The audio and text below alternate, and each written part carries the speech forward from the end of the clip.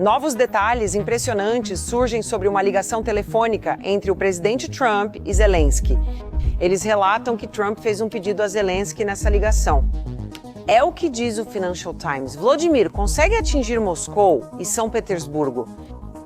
O Financial Times, citando fontes familiarizadas com a ligação, afirmou que Zelensky respondeu, com certeza.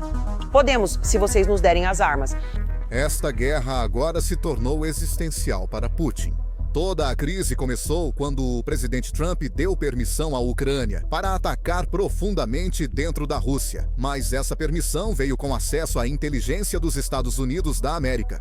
A Ucrânia lançou uma campanha devastadora, destruindo quase 40% da capacidade de refino russa em apenas 2 meses.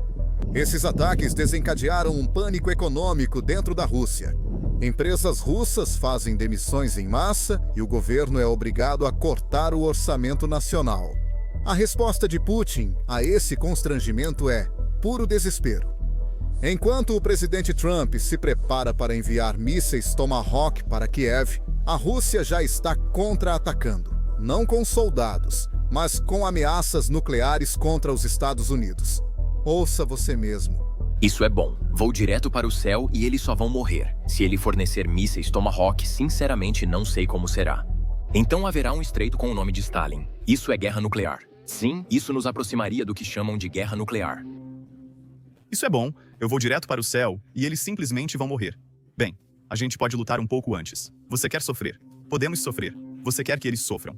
Lutar também pode sofrer. Agora, isso não é tão surpreendente. Qualquer dia da semana que você ligar a televisão russa, aposto que tudo o que você ouve é a Rússia atacando o Ocidente. Mas o que é surpreendente é esse novo relatório do Financial Times. Ele afirma que os Estados Unidos da América têm ajudado a Ucrânia a atacar refinarias russas esse tempo todo. Segundo o Financial Times, os Estados Unidos da América ajudam a Ucrânia há meses em grandes ataques a instalações de energia russas. Segundo autoridades, trata-se de um esforço coordenado para enfraquecer a economia de Vladimir Putin e forçá-lo a negociar. Agora, é aqui que as coisas ficam um pouco interessantes para todos nós que acompanhamos essa guerra há anos. Veja, você pode descobrir a linha do tempo se olhar os dados. E se você olhar os comentários feitos por Zelensky e Trump, você consegue descobrir quando essa decisão foi tomada. Vamos tentar. Em julho, cerca de 4% da capacidade de refino da Rússia estava parada. Isso ocorreu tanto pelos ataques de drones ucranianos quanto por manutenção regular, e as refinarias apenas parando por seus motivos habituais. Mas desde agosto, os ataques aumentaram pra caramba. No fim de agosto, cerca de 17% da capacidade de refino da Rússia estava parada. A Ucrânia já havia atingido 16 das 32 refinarias russas. Até o fim de setembro, cerca de 40% das refinarias russas estavam fora de operação. Na verdade, vimos drones ucranianos atacarem refinarias que ficam a 1.400 quilômetros da fronteira ucraniana. Isso é muito profundo. Então, só de olhar para tudo isso, podemos supor que a decisão foi tomada em algum momento de julho. E no início de agosto, os ucranianos já estavam destruindo refinarias russas. O artigo do Financial Times detalha como os Estados Unidos da América ajudam. Fornecem inteligência para Kiev planejar rotas, altitude, horários e decisões de missão, permitindo que drones de longo alcance da Ucrânia evitem as defesas aéreas russas. 3 pessoas envolvidas afirmaram que Washington participou de todas as fases do plano. A Ucrânia escolhe os alvos e Washington fornece inteligência sobre os pontos fracos. É aqui que quero dar um pouco de contexto. Como vocês já sabem, a Rússia é grande demais para Putin cobri-la toda com defesas aéreas. Mas eles também não querem defesas aéreas estáticas. Se a Ucrânia encontra uma brecha na cobertura russa, pode seguir usando o mesmo padrão para atacar sua infraestrutura. Então, quase toda noite, ou até mais frequentemente, eles movem as defesas aéreas e tentam variar a cobertura. É mais ou menos como o futebol americano. Veja, se considerarmos só os dados divulgados pelo governo russo toda noite, eles mostram quantos drones ucranianos foram derrubados na Rússia.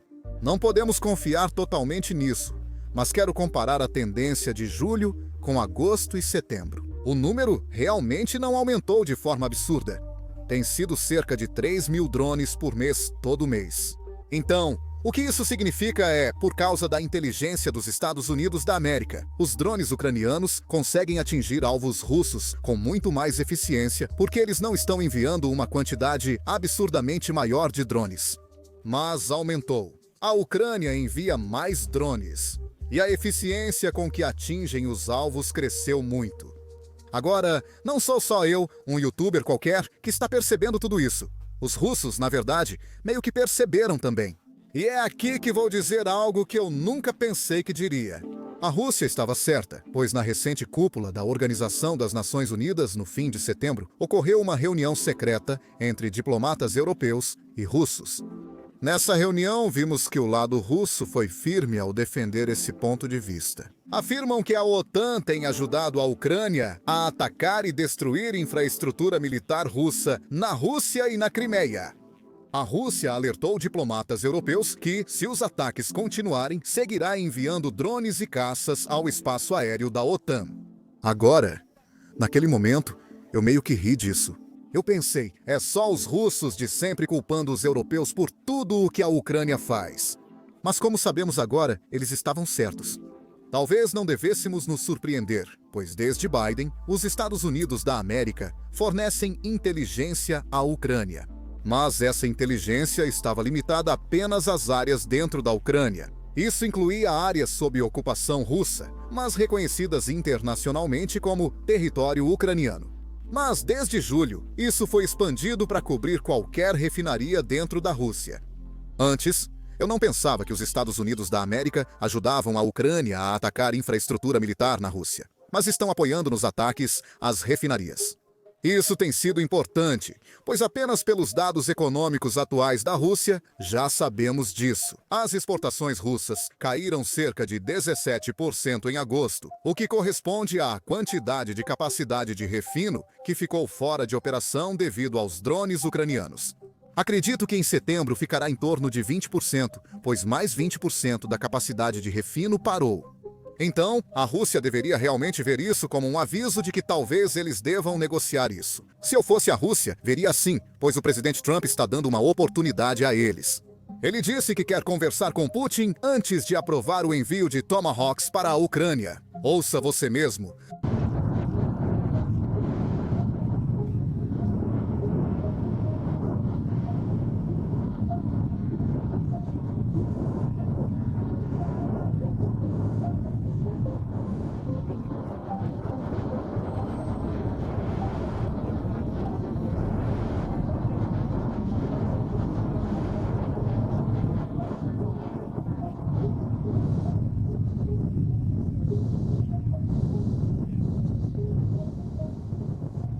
Você entende isso muito bem. Você está...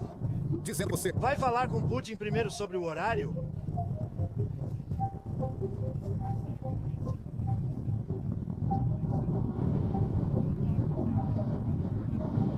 Uma arma muito ofensiva. Sinceramente, a Rússia não precisa disso. Sim, eu posso dizer a eles que se a guerra não for resolvida, nós podemos muito bem fazer isso. Talvez façamos ou não, acho apropriado mencionar. Eu quero ver a guerra? Resolvido, obrigado. Infelizmente, não acredito que os russos recuem. O porta-voz de Putin, Dmitry Medvedev, afirmou publicamente que a Rússia precisa continuar a operação militar especial. Isso não é verdade, mas os russos não recuam. Além disso, a televisão russa vê a oferta de Trump para conversar com Putin como zombaria dos Estados Unidos da América à Rússia. Ouça. Fiquei curioso sobre Trump querer falar com Putin sobre o envio de Tomahawks. Como assim? Podemos atacar vocês com Tomahawks? Veja como ele zomba de nós. No fundo, é uma zombaria honesta. Ele quer conselhos dele. Putin vai recusar essa oferta? Sim, podemos. Não se importa se atacarmos seu povo? Bem, e Putin vai dizer que somos contra? Então, Olga não vai ter foguetes. Ele já é adulto, certo? Isso só pode ser zombaria. Agora, em relação ao treinamento, também temos muitas dessas perguntas para te fazer, mas também podemos fazer muitas perguntas desse tipo.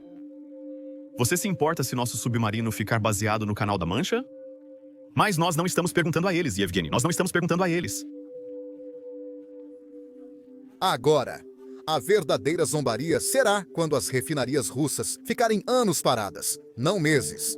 Porque o Tomahawk causa muito mais dano do que os drones ucranianos de longo alcance. Além disso, para piorar a situação da Rússia, a Ucrânia não receberá apenas Tomahawks. Também vai incluir mísseis Taurus alemães. Porque, veja bem, de acordo com relatos recentes, parece que Trump não está apenas pressionando Putin. Ele também está pressionando aliados como a Alemanha. Os Estados Unidos da América já enviaram mísseis Army Tactical Missile System e o Reino Unido, Storm Shadows. O chanceler alemão Friedrich Merz prometeu durante sua campanha eleitoral que, se fosse eleito, enviaria turistas para a Ucrânia. Agora, eu sei que ele não é o único líder ocidental que prometeu coisas que ainda não cumpriu. Mas, com sorte, agora que os Estados Unidos da América estão enviando Tomahawks, a Alemanha também enviará turistas para a Ucrânia.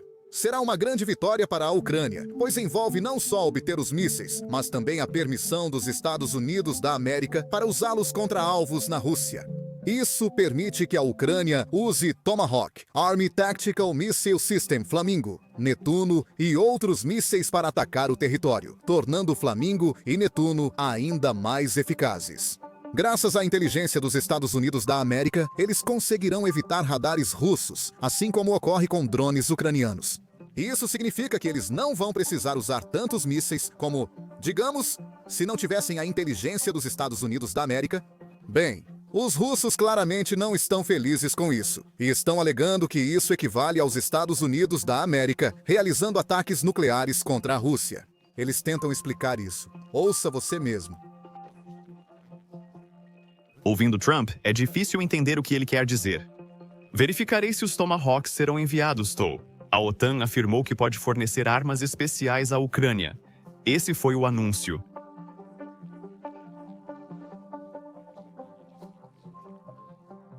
Há muitas declarações assim. A questão dos Tomahawks nos preocupa muito. O presidente Putin já falou sobre isso. Essa arma especial de longo alcance.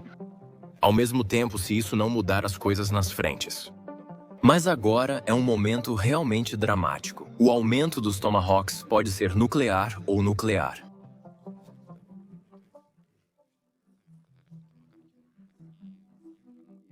Como eu vejo, o perigo extremo é se essa arma acabar, a Rússia pode suspeitar que é um míssil nuclear.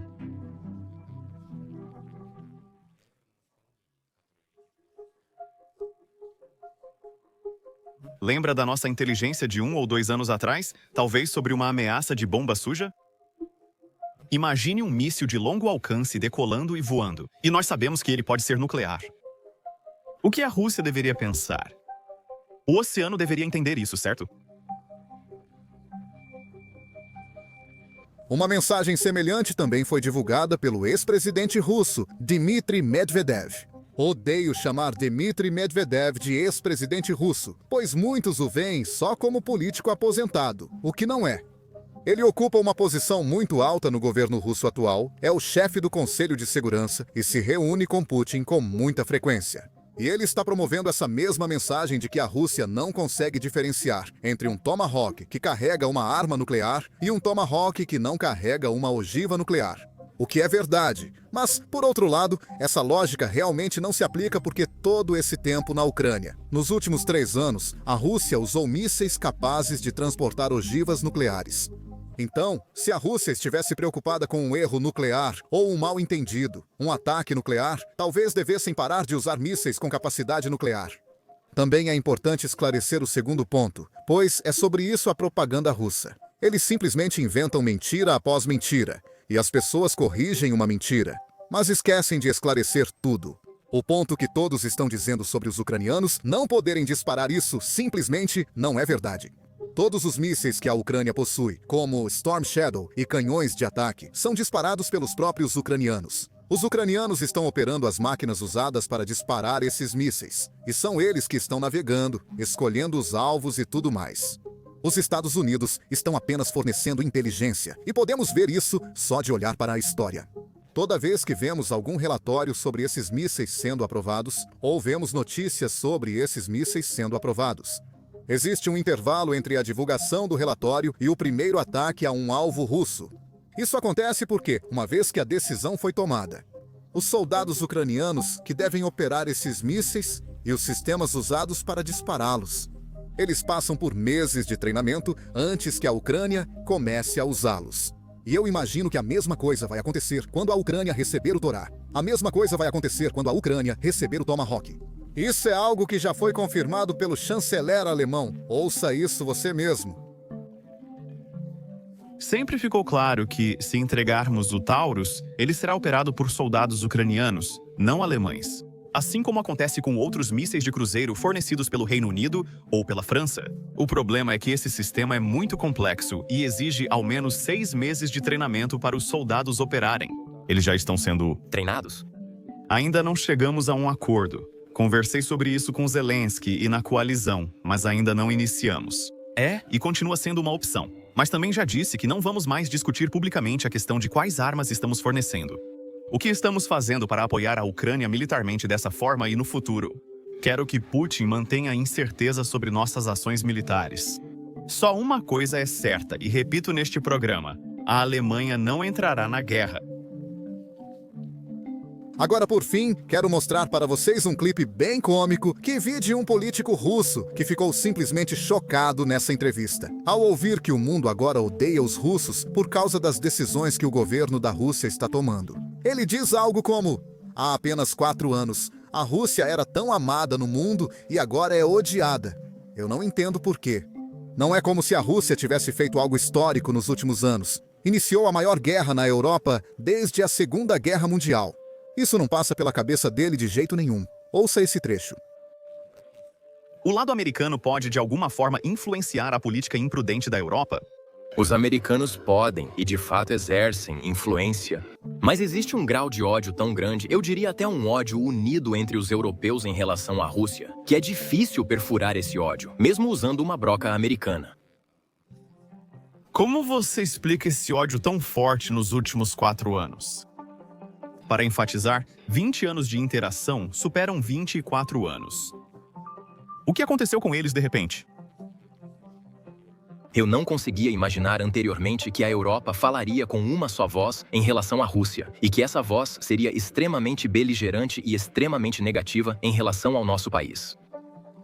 É isso que eu tenho para vocês hoje. Se vocês gostam dessas atualizações, não se esqueçam de clicar em curtir e se inscrever no canal aqui embaixo. Buscamos atingir 2 milhões de inscritos até o fim do ano.